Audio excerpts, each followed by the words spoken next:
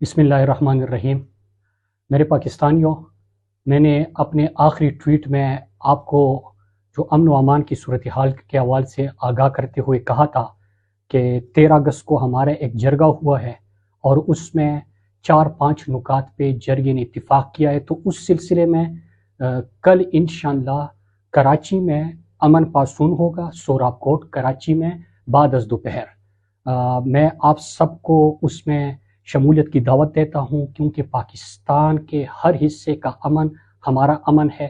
اللہ نہ کرے جنازے اٹھیں گے سابقہ فاٹا خیبر پختونخوا میں، تو اس کے بعد ہماری باری بھی آنی ہے، جس طرح 2004 میں ہوا تھا۔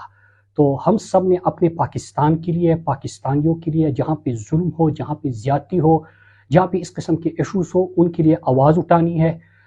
کل بعد از دوپہر انشاءاللہ سوراب گوٹ میں امن پاسون کا انعقاد کیا جائے گا، اور یاد رکھیے گا کہ یہ ہمارے سب کے امن کی ہے، امن کے لیے اس کا انعقاد ہو رہا ہے۔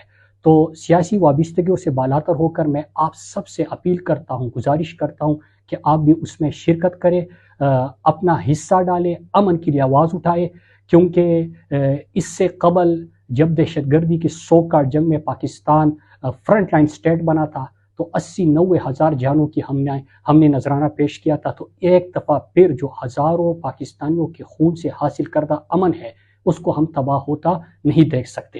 تو کل میں ان لوگوں کا شکریہ ادا کرتا ہوں جو امن کے لیے آواز اٹھا رہے ہیں، وہ اس کا حصہ بن رہے ہیں۔ کل کراچی میں انشاءاللہ بعد از دوپہر سوراب گوٹ میں آپ سب کو میں شرکت کی دعوت دیتا ہوں۔ اگر امن ہوگا تو آپ کی سیاست بھی ہوگی، آپ اپنی نظریے کے پرچار بھی کر سکیں گے، لیکن اگر امن نہیں ہوگا تو پھر ماٹر گولا اور بم دھماکہ یہ نہیں دیکھتا کہ اس جگہ پہ کون سے پارٹی کے لوگ ہیں اور کون سے پارٹی کے لوگ نہیں ہیں۔ لہٰذا اپنے لیے، اپنے پاکستانیوں کے لیے، جہاں پہ لوگ مشکلات میں ہیں، بلوچستان میں، خیبر پختونخوا میں، ان کے لیے آواز اٹھائیے۔